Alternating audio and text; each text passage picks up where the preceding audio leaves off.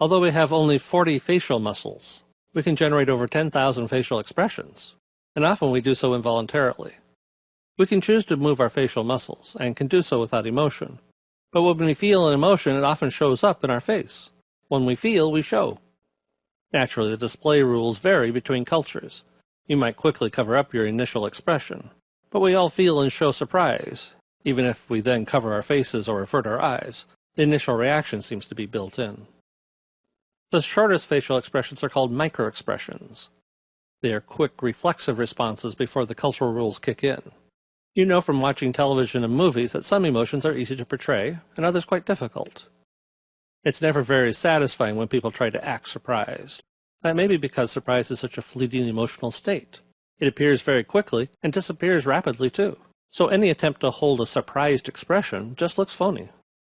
Facial expressions, gestures, and body language are much easier to decode if you know what the person is feeling. If you know they are angry at you, you can easily see it. But the reverse is not always easy to do. Surprise and fear are both shown in raised eyebrows, so we use context to help us determine which emotion we are seeing. We use the same rules when dealing with animals. We believe we can generally tell when a dog is angry because their facial expressions are similar to ours. But could you tell what a dolphin or whale looks like when it's angry, or even when they're happy? Do sharks show their teeth when they smile? Does a giraffe?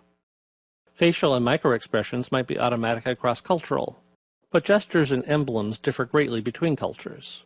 Gestures are broad motions. You raise your hand, you sweep your arm. Emblems such as nodding your head are also culturally defined. Up and down might mean yes in one culture, but no in another. You must know the culture to interpret the signs. For example, in Egyptian culture, you indicate tomorrow by looping your hand in the air, but the day after tomorrow requires 2 loops. In some cultures, distress is displayed by covering your face. In other cultures, you put your hands on top of your head. Language is, of course, culturally differentiated, but so is almost language. I have a friend in France who says "p." It's not actually a word, but it's a common verbal shrug of the shoulders. So what do you think? P. Given the complexity and diversity of displaying emotions, it's not surprising that there is no single theory of what emotions actually are or why they occur. But all the theories agree that thinking is important. In fact, you can't have emotion without thinking. The first and oldest theory of emotion is that you observe, feel, and then do. This common sense approach says that you see a bear, you feel afraid, and you run away. According to this view, a stimulus elicits an emotion, and in turn that emotion causes a motor response. In contrast to this traditional view, the James Lange theory of emotion is that you see a bear, you run away, and then feel afraid. James and Lange believed that emotion is the interpretation of physiological stimuli. It is the ultimate feel-by-doing approach. According to them, you first act and think later. Additionally, if you want to feel in love, you would act as if you were in love. The action causes the emotion. A third theory of emotion is the two-factor theory. Here's the short version. 2 researchers, Shatner and Singer, told subjects that they were receiving vitamin shots.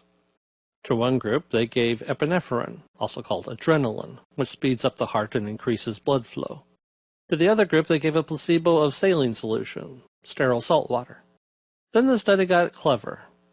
The subject, one at a time, was put in a waiting room with another person, and an experimenter pretending to be normal. If the experimenter acted friendly, happy, and playful, so did the subject with the epinephrine boost. But if the experimenter acted aggressive, so did the epinephrine subject. The salt solution didn't change activity levels. According to the two-factor theory, you need BioBoost and a context. According to this approach, I see a bear. The broad physiological cues tell me to do something, and the context tells me I'm not shaking with laughter, I'm shaking with terror, so I should run.